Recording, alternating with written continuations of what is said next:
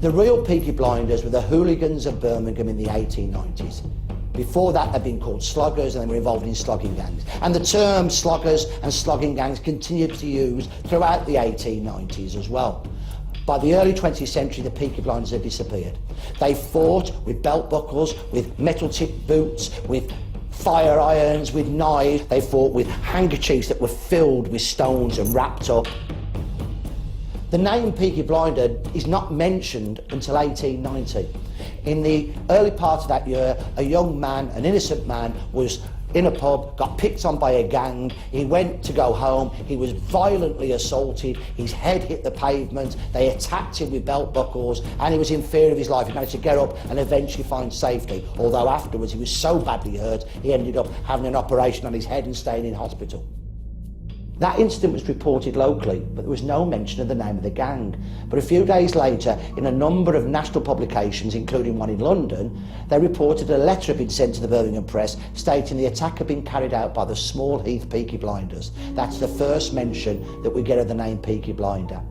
The idea that the Peaky Blinders took their name from their flat caps into the peaks of which they had sewn razor blades is a false one. It's a myth. There is no evidence at all to support it.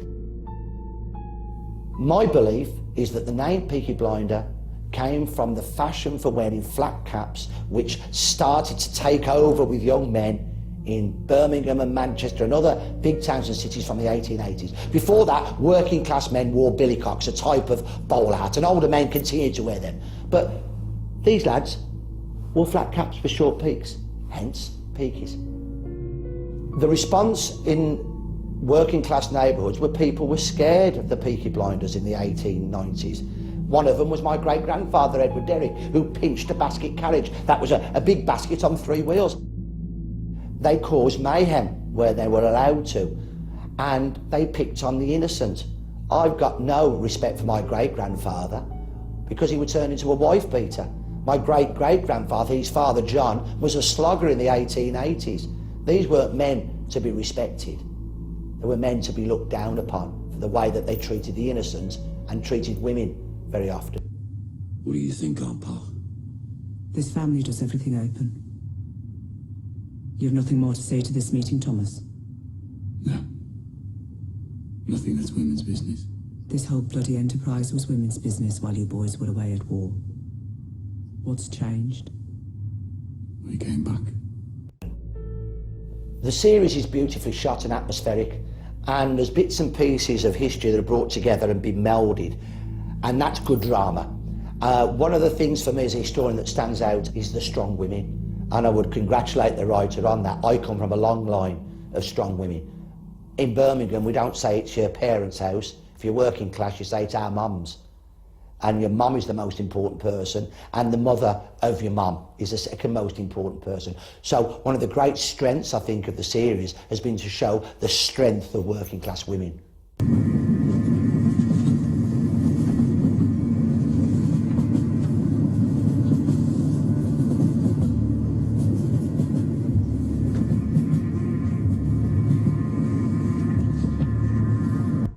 Birmingham did have a Northern Irish police chief. His name was Sir Charles Horton Rafter. He came from Belfast, and he did recruit a lot of Irish policemen, but not Protestants from Belfast, mainly from the west of Ireland, where he had served as a member of the Royal Irish Constabulary.